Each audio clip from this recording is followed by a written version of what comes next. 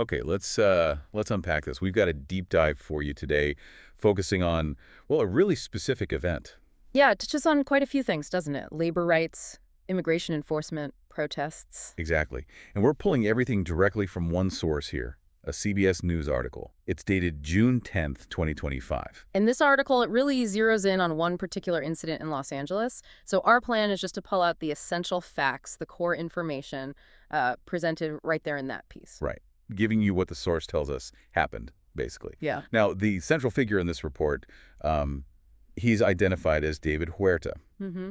The article says he's the president of the California Division of the Service Employees International Union, SEIU. A significant position. And the main event the article covers is his arrest.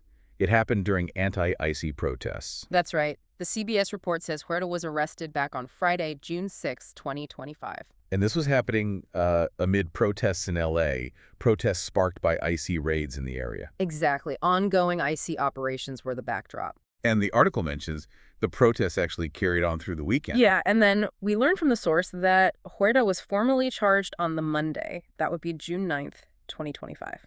Okay, so let's get right into the details then. What does the article specifically tell us about him and, crucially, about this charge? Okay. So, as the source states, David Huerta, president of SEIU California, big role. And the charge filed against him, this is according to court documents the article mentions, is one felony count. A felony. What specifically? Conspiracy to impede an officer. Conspiracy to impede an officer. Wow, okay. That sounds serious. What does the source say about, the alleged actions? What led to that specific charge? It mentions an affidavit, right? It does. An affidavit from a Homeland Security Investigations Officer, HSI. And this affidavit, as it's presented in the article, it lays out a sequence of events. Okay, what's the sequence? It starts with Huerta apparently sitting down, right in front of a vehicular gate. A gate to what? The article says it led to a staging ground, a place being used for those ongoing ICE operations happening nearby. Okay, so he's physically blocking the gate by sitting there. What does the affidavit claim happened next? Well, the reporting includes allegations that Huerta yelled things to the protesters. Like what? Specifically, stop the vehicles. And also, it's a public sidewalk. They can't stop us. Kind of asserting their right to be there. Right. And did law enforcement interact with him then? Ask him to move? Yes. The officer's account, again cited in the source, says they asked Huerta to move. And his response, according to this affidavit? The alleged reply reported is, "What are you going to do? You can't arrest all of us." Okay.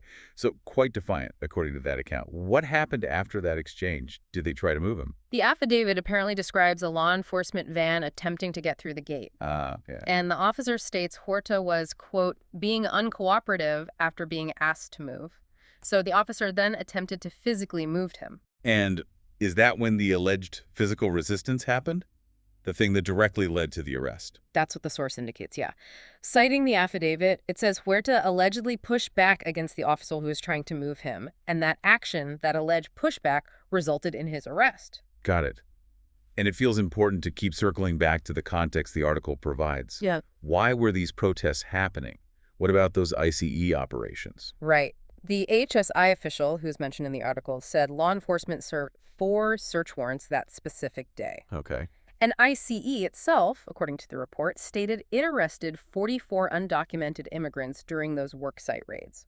44 people. So this protest, Huerta's arrest, it's happening right alongside these quite significant enforcement actions. Absolutely. That's the immediate backdrop the article gives us. Now, moving beyond the arrest itself, what does the source say happened to Huerta afterwards? His condition, his legal status? Well, the report includes the union side of things, too.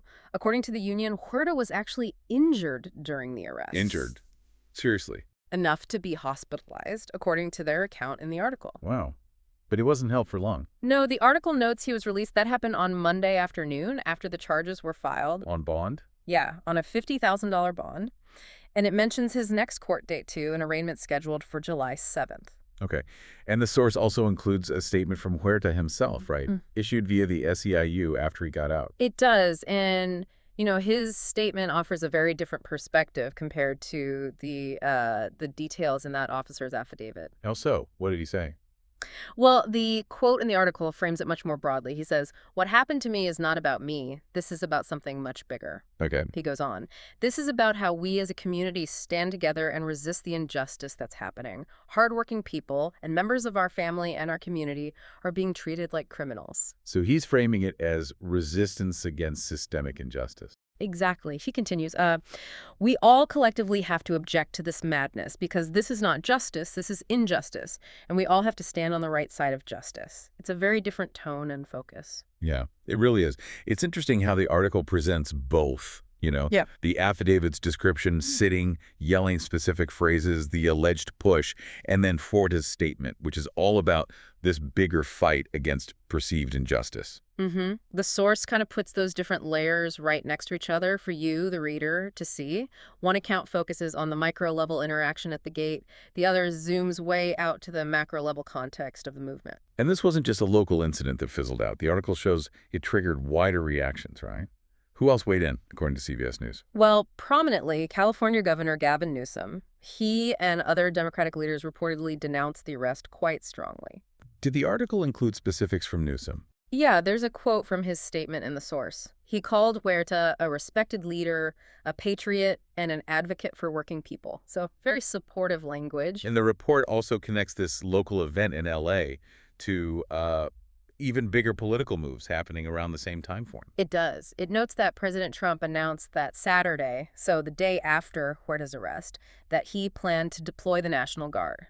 California. The article explicitly says this was over Governor Newsom's objections. It's presented as a related development, kind of showing the heightened national tension surrounding these issues. Right, and the article doesn't just stop there. It mentions other related events, too, providing a sort of snapshot of the broader climate. Exactly. It mentions that SEIU officials held a large protest, but this one was in Washington, D.C. When was that? on the Monday, seemingly timed to support Huerta's release. And it also references other headlines, just briefly. Yeah, other headlines that apparently ran on CBS News around that time. Things like protests continuing in San Francisco against the ICE raids. Also mentions dozens being arrested during those SF protests, reports of officers being hurt and buildings vandalized there. So unrest in other cities, too. Yes. And even, interestingly, that the protests in San Francisco prompted Waymo, the robo-taxi service, to curtail its operations. So the article uses these to paint a picture of wider disruption and protest activity happening concurrently. Okay. And one last key detail from the source. The potential legal jeopardy for Huerta if he's convicted on this felony charge. Right. The article states that if he's convicted of conspiracy to impede an officer, he faces a potential sentence of up to 6 years. 6 years in federal prison. That's significant. It is. Okay, so let's just quickly recap the core facts we've pulled from this single CBS News article. We have the arrest of this prominent union leader, David Huerta, during anti-IC protests. The felony charge? Conspiracy to impede an officer. Based on alleged actions described in that HSI officer's affidavit sitting at the gate, yelling, pushing back. Then there's the context. It happened during ICE raids where 44 people were arrested. We heard about his injury claim, hospitalization, and release on bond. And those contrasting perspectives, right. The affidavit details versus Huerta's statement framing it as resisting injustice.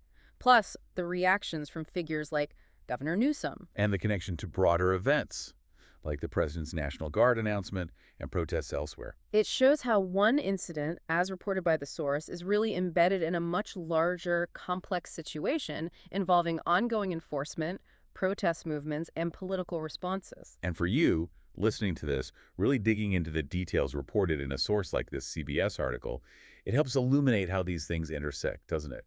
Protest, law enforcement actions, the legal system that follows. Yeah, and it's not just what happened, but how it gets reported, how different accounts emerge and are presented even within the same news piece. Which brings us to a final thought for you to maybe chew on, based purely on what we've explored from this source material. Consider that difference again.